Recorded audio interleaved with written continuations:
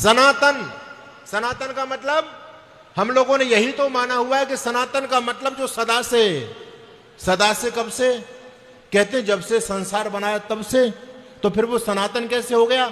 संसार को बनाए कितना समय हो गया? 1,96,08,53,125वां साल चल रहा है। इसका मतलब आपके सनातन धर्म को कितना समय हो गया? 1,96,08,53,125 साल आपके सनातन धर्म को हो गए।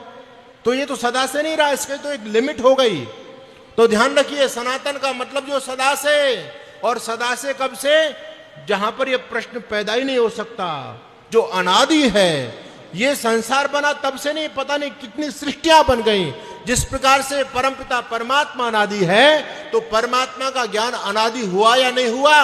अरे परमात्मा का ज्ञान ही तो सनातन है, परमात्मा का ज्ञान ही तो वेद है, और वेद से तो आपका सनातन धर्म निकला है। इसका मतलब सनातन धर्म का मतलब अनादि, जो कभी पैदा नहीं हुआ, वो सनातन परंपरा है। और आज इस सनातन परंपरा का प्रचार इस धरती पर कोई संस्था करती है, कोई संगठन करता है, तो उस संगठन का नाम केवल आर्य समाज है। बाकी आज इस समाज में बहुत सारे धर्म ग्रंथों की कथाएं हो रही हैं, पुराणों की कथाएं होती हैं, रामचरितमानस की कथा होती है, रामायण की कथा होती है, भागवत की कथा होती है, कृष्ण कथा होती है, हनुमान कथा होती है। अरे वेद की चर्चा कौन करता है? आज मुझे बताइए आप।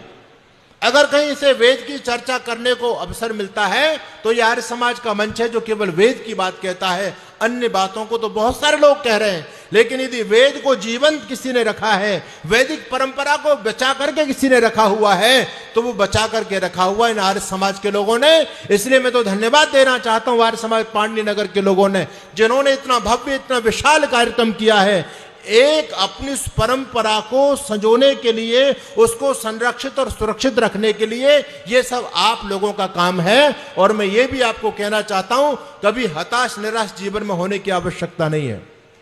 बहुत से लोग ये कहते हैं कि एक तरफ पूरी दुनिया, पूरा पाखंड बढ़ता चला जा रहा है, एक तरफ इस दुनिया में कुछ मुट्ठी भर आर्य समाज के लोग, वो क्या इस पाखंड को खत्म कर देंगे? उनका क्या चलेगा इतने लोगों के सामने? अरे तुम चिल्लाते रहो, वेद वेद चिल्लाते रहो, तुम पाखंड का खंडन करते रहो। तुम्हारे पंडाल में हैं कितने लोग? मुट्ठी भर 4 लोग तुमको सुनने के लिए आते हैं। राम भद्राचार्य जैसे पाखंडी को लाखों लोग सुनने के लिए आते हैं, और तुमको सुनने के लिए 4 लोग। तो बोलो पाखंड बढ़ेगा या तुम्हारा सनातन धर्म वेद की परंपराएं बढ़ेंगी? लोग इस बात को कहते हैं।